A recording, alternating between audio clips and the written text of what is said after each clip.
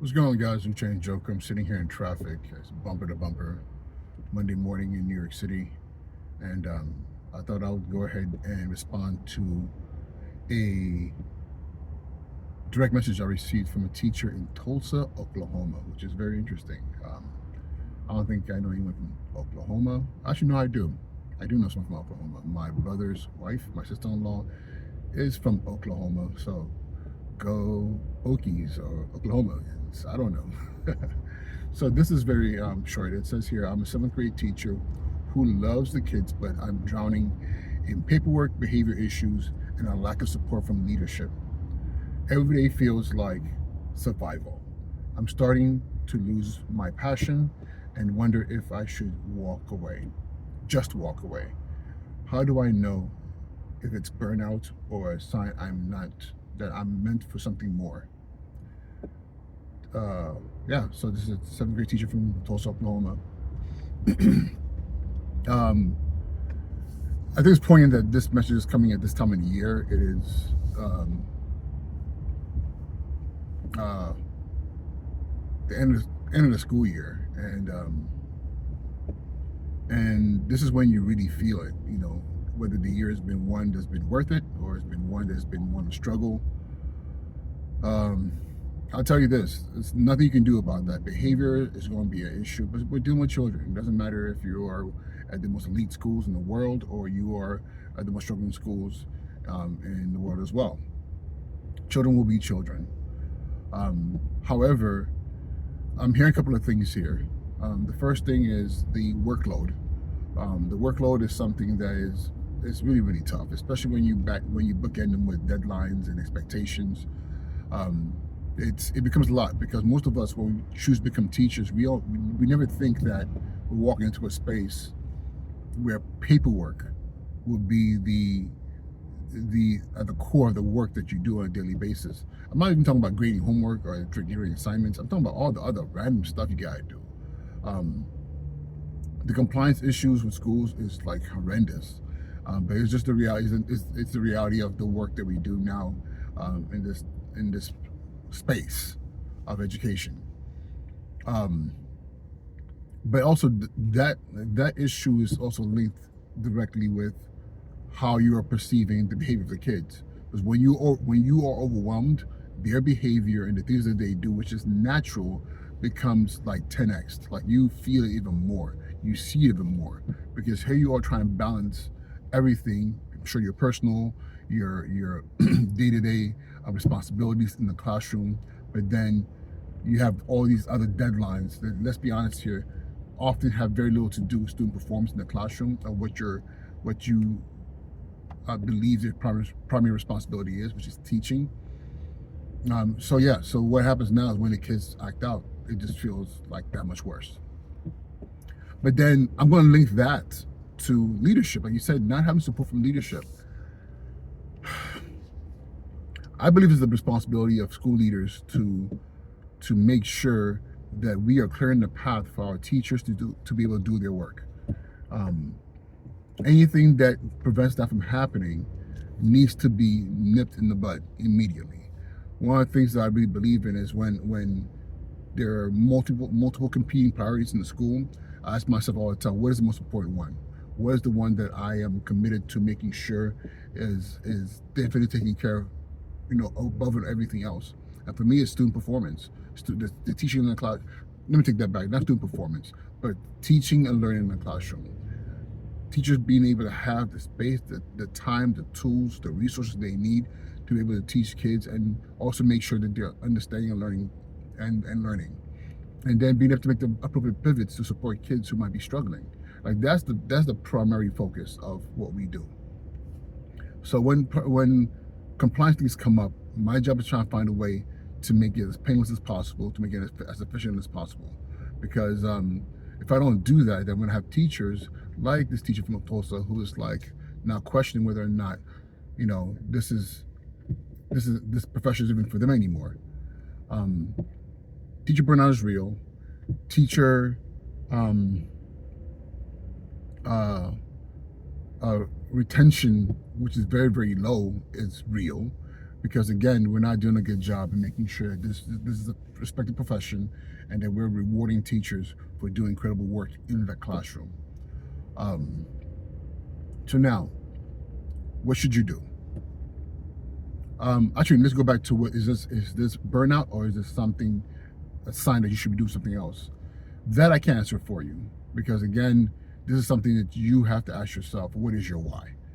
Um, Burnout is usually just exhaustion, and the thing with exhaustion is you have to find ways to rejuvenate yourself, to take care of yourself, to make sure that at some point in time you are patting yourself in the back, you're rewarding yourself with rest, and you're taking care of yourself. I'll tell you this: most people who are burnt out is because they're not taking care of themselves physically, mentally, spiritually, um, and emotionally. So what ends up happening is everything that's happening starts to compound, and they become super overwhelmed. Then it's like they can't even focus, and they're not even able to function at a high level, even in a medium level, because everything is all over the place, right? So that has to do with you taking care of yourself. But now, when we're talking about is this what you're meant to do? I always tell people all the time, you have to ask yourself before you come into education, while you are in education, and during the darkest times, what is your why? What is the reasons you came into this space? And if your why has not changed, and your why, or even better yet, your why is deepened even further, then guess what? You're doing what you're meant to do. And the difficulty is just part of the process. It's nothing I can say about that. 20 years, nothing else more I can say about that. 20 years in this profession, I've had some really, really, really dark times. Um, and listen, my story is very public. I walked away twice, and guess what? I came back in under a year both times. Not because I couldn't find anything else, because this is what I am meant to do, and I just didn't know how to handle, the burnout. I wasn't taking care of myself. I didn't, I, you know, my bucket of cares was so big and so wide and so deep that everything affected me, and I had to find a way to become ultra focused on what is the thing that drives me, what is the thing that I care about the most, and how do I make sure that I am consistently in the space of just tied into the work that is my passion project, my life's work. And once I figured out what my why was, or better yet, what my why is, I always lean on that. I always reflect on that, like, on bad days, why am I here? Because then it reminds me, like, this work is the work that I've chosen to do. But at the same time, if some people, let's be honest here, you picked this work because you wanted the vacation time. You thought, school ends at 2:30, 3 o'clock, so I'm home early, and you didn't anticipate all the other things that comes with this work. You didn't anticipate the fact that you're not working physically on clock an 8-hour day, and that additional hour and a half, you can choose to use it and not to use it, but it's almost kind of like a gimme, an expectation that time is being used to grade papers and do other things, and it's just not in your contract. But these are the things that we don't consider, and then all of a sudden we're like, wait a minute, this is not what I thought it was going to be. And yes, the summers are wonderful. I haven't had a summer in many, many years, and I've only had very few of them in my career as an educator. But those are not part of my why. So for me, it's not a big deal. But again, let me digress. I'm talking about myself too much. So that's my response to you. Number one, understanding that this time of the year it's towards the end of the school year, it becomes tough because there's so many things happening. A lot of competing priorities and compliance issues that overwhelm teachers. But admin, it's your job to make sure that is lessened. And you're creating spaces for your teachers to be able to be super productive and not getting caught up with all the minutiae of all the things that distract them from doing their primary responsibility. Yes, burnout is real, but burnout has to do with you, on how you're taking care of yourself, and then whether or not you're meant to be doing this is something that's tied into your why.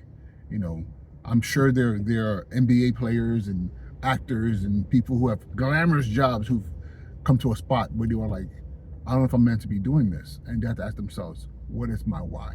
And as long as your why stays consistent, and like I said, gets deeper, wider, then you're good.